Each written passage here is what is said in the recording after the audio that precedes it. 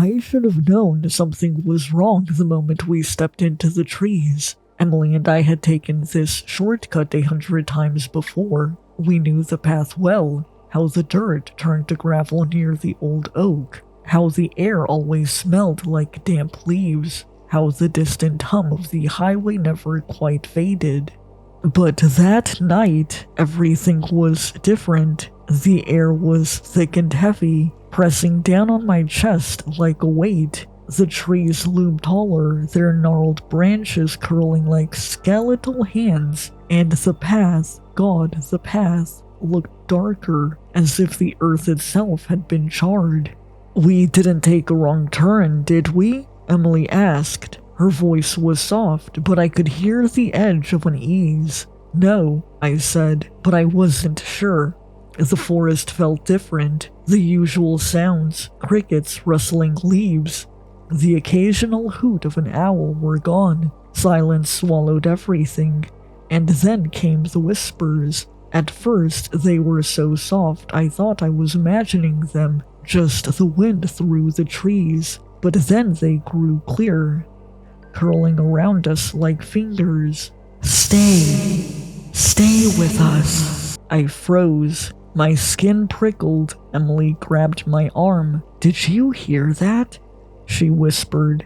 I nodded. My throat was too dry to speak. A shadow moved in the corner of my eye. Not an animal, not a person, something else. It was tall and thin, its limbs too long, its body shifting between the trees like smoke. Emily's fingers tightened around my wrist. "Megan, run!"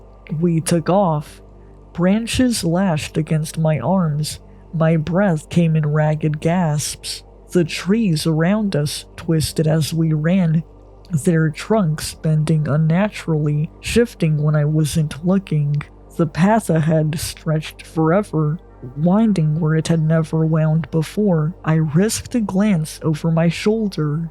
The shadows were closer. The whispers had changed, no longer soft, no longer distant. They were laughing now, low, rasping, hungry. Then Emily screamed. I skidded to a stop and turned just in time to see her hit the ground. Something had wrapped around her ankle. A root? No, not a root. It was alive. Black, slick, writhing. It pulsed as it dragged her backward, toward a massive rotting tree with a hollow mouth gaping open at its base. "Megan, help me!" I dropped to my knees, grabbing her arms, pulling with everything I had. My nails dug into her skin, but the forest wasn't letting go.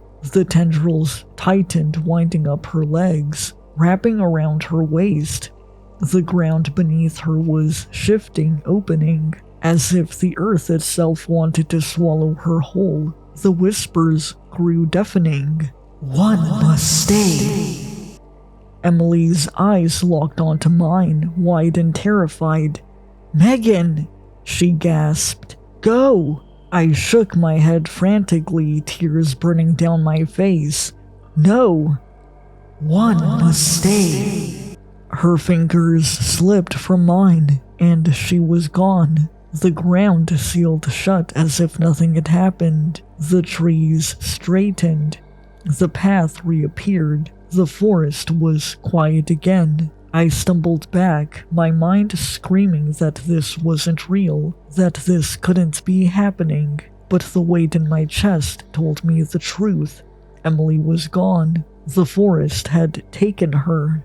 And as I turned and ran, sprinting toward the edge of the woods, I swore I could still hear it whispering, soft, beckoning, patient, "Stay with us." Emily's funeral is tomorrow.